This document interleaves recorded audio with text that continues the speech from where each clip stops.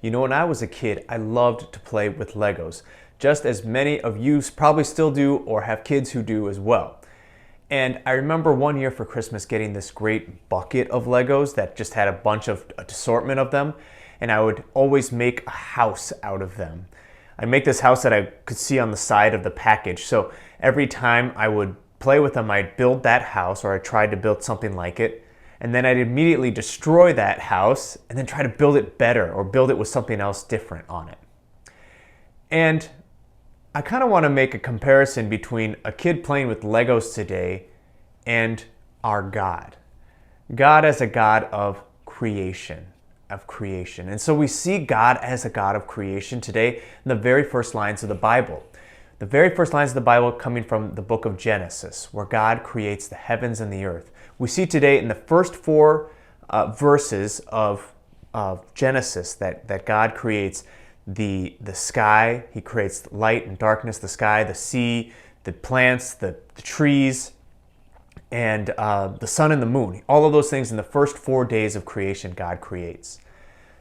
But we also see within the biblical context, within the history of the world, that God is also a God of decreation. There's also decreation in the world, or you could even say destruction.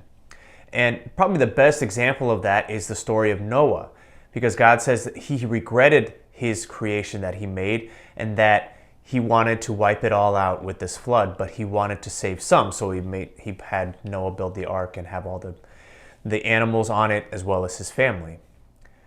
But with God, there's always recreation.